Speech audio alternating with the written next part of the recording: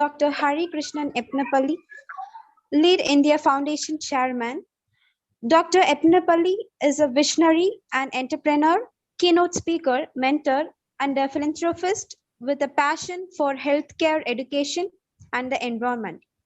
Dr. Epnapalli is the founding chairman of the Lead India Foundation, Lead Foundation Global, which is founded with the inspiration of Dr. APJ Abdul Kalam, the 11th President of India.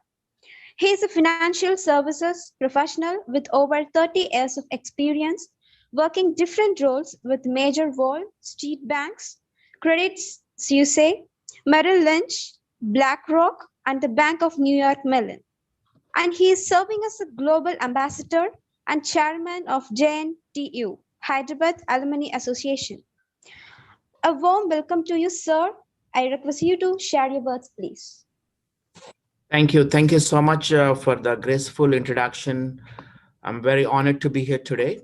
Again, good morning, good afternoon, and good evening to all the participants from around the world, distinguished guests from various government organizations, NGOs, civil societies, and academic institutions, women and youth, and my dear students in particular.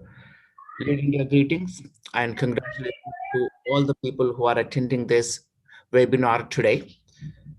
A warm welcome to everyone.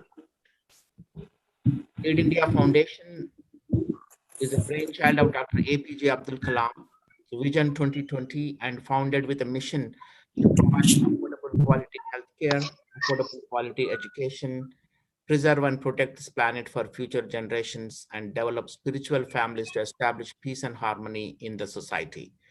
Lead India also provides value-based leadership training programs to transform youth into responsible citizens and engage them in developing the nation. So to take Dr. Kalam's mission forward, Lead India Foundation hosted Dr. APJ Abdul Kalam Memorial webinar on his 89th birth anniversary on October 15th.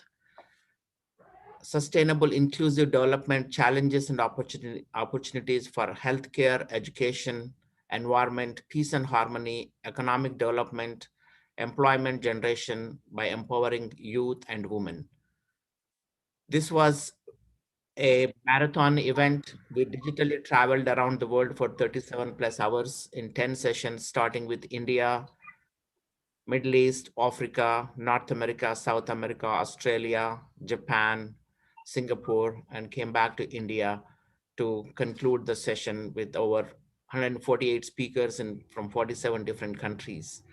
As a precursor to this event, Lead India Foundation conducted an innovation challenge for the youth on sustainable inclusive development, focusing on 7 of the 17 sustainable development goals of the United Nations, held on October 2nd, 2020, to offer solutions for providing affordable quality healthcare, affordable quality education, protect the planet for future generations, establish peace and harmony, economic development, and employment generation by entrepreneurship through youth and women.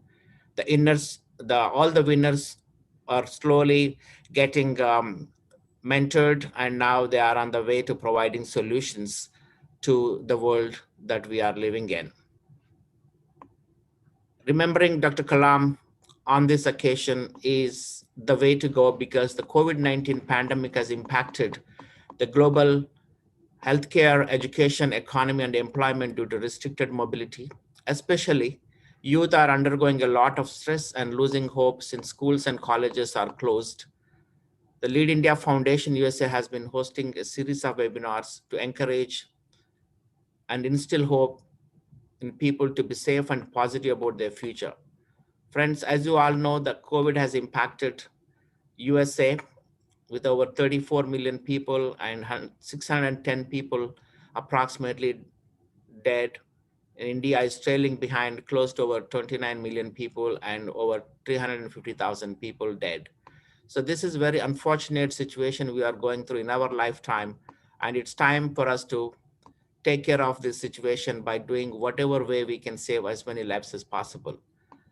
The rise in case numbers has been exponential in the second wave in particular. The pandemic has impacted a large population across the cities as well as rural villages. Experts say this rapid increase shows that the second wave is spreading much faster across the country due to big religious gatherings and the reopening of most public places and crowded election rallies are being blamed for this uptick. India announced on March 25th that a new variant of the coronavirus had been detected from samples collected from different states. Several state governments say they are creating new facilities, but experts say it is going to be hard to keep up with the pace of the rising number of infections. Recent lockdowns imposed in India slowly reducing the number of cases, but still a significant concern with saving the people who were infected before.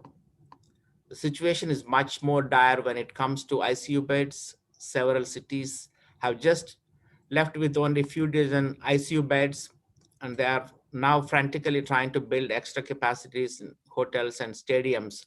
Especially the DRDO is doing an amazing job of erecting new hospitals with 500 beds, 1,000 beds, thanks to Dr. Satish Reddy, who is the current chairman of DRDO, and our Dr. Kalam was the chairman as well. We are proud of that organization. Again, crematoriums have been running day and night in several cities, and people have to wait for hours to get the deceased cremated or buried. Experts say this shows that the actual number of deaths could be much higher. The program of identifying these needs is in motion, and we have deployed PPE kits, ambulances, and also providing the oxygen concentrators and medications as much as possible from our different parts of the world through Lead India. So it's time for us to help our fellow brothers and sisters. I just want to echo the great American President John F. Kennedy's words to his fellow Americans during his inauguration. Ask not what your country can do for you, ask what you can do for your country. This is a call to action for public to do what is right and what is needed at this time of crisis. This calls for a great deal of introspection and fix one's mind. Convert this adversity into opportunity to serve, my dear friends. Let's get back to our communities and collectively transform this world. Like Mahatma Gandhi said, be the change you want to see in this world. Do everything possible to preserve and protect this planet for future generations. And that was the last topic of Dr. APJ Abdul Kalam while addressing the IIM Shillong students. He left us from this planet after orbiting around the sun for 83 times.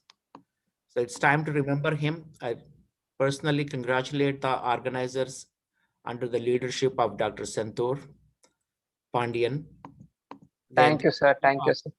also carefully selected a global expert panel of speakers in different fields to provide their insights and share the different memories of Dr. Kalam to the various initiatives that he has started during his presidency and after presidency as well. Again, I sincerely thank the panel of experts who joined us today. Finally, I would like to end by reciting a very dear poem of Dr. Kalam. Where there is righteousness in the heart, there is beauty in the character. When there is beauty in the character, there is harmony in the home. When there's harmony in the home, there is order in the nation. When there is order in the nation, there is peace in the world. And peace comes from harmony, and harmony comes from the beauty of character. Let's focus on building character of our youth to bring peace into this world. The Kalam Universal Trust is definitely doing that so that we can bring peace into this world. Again, since we have limited time and we have many eminent speakers in this panel, again, I would like to thank each one of you for giving me this opportunity. This Thank you, sir. Thank you. Thank you. Thank you. Thank you so Thank you, much. sir. Thank you so much, sir. Thank you. Thank you so much. Thank you so much, sir. And be careful from COVID-19. Thank you so much. Thank you, Thank you sir. so much, sir. Sure,